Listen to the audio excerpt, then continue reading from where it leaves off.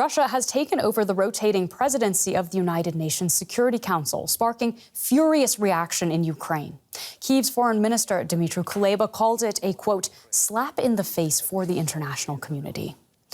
Ukraine had urged members to block the vote, but the U.S. says there's no mechanism for doing so. The largely ceremonial role puts Moscow in charge of setting the Security Council's agenda.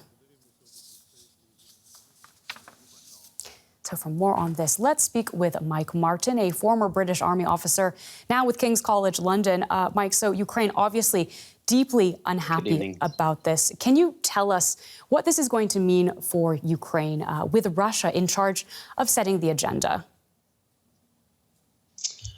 I think the best way of looking at this is that over the last year there have been two wars. One is a war of rhetoric, and the other is a war that's actually being fought on the ground over territory.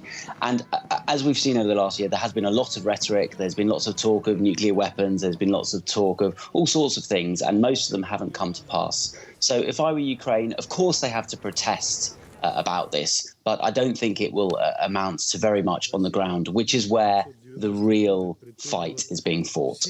So you see this as largely symbolic, not something that will have actual implications on the battleground?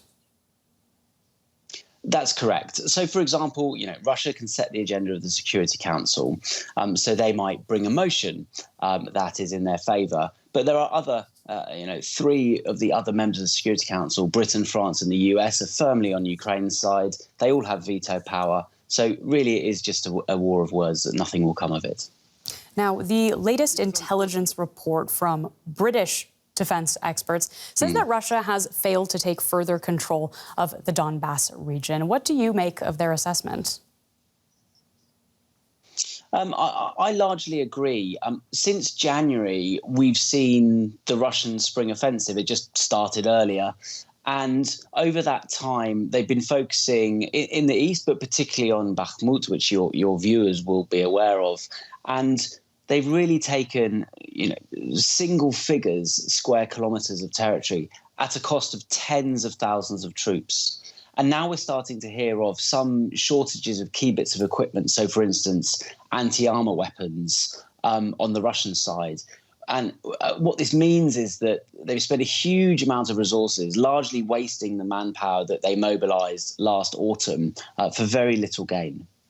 And can you tell us the latest on the situation in Bakhmut? You mentioned there. What is happening in that battle? So right now, they've just had a very heavy dump of snow in Bakhmut. Where it seemed that winter was going to end, it's now come up again. So that's slowed everything down right at the moment. But the Russians control the city on three sides, and they are making very slow incremental progress at a cost of hundreds of troops a day. The Ukrainians are managing to keep one side open. They're managing to supply their troops and get casualties out, although that is difficult. And really what the Ukrainians are doing is slowing the Russians down as much as possible so that they can launch an offensive somewhere else in Ukraine. And we also know that Russia's spring conscription has begun this weekend. Moscow is saying it's purely routine and it doesn't have anything to do with Ukraine. Do you buy that? It is. I mean, Russia has a conscript army, so they actually do two mobilizations per year, one in the spring and one in the autumn. It's basically when you turn 18, you go on the list and then you get mobilized. I think what's going to happen with these guys is they're going to be used with very little training to go elsewhere in Russia to fulfill basic military duties, which then frees up people that have more training to get sent to Ukraine. Thank you so much for that analysis. That is Mike Martin. I appreciate you taking the time, as always.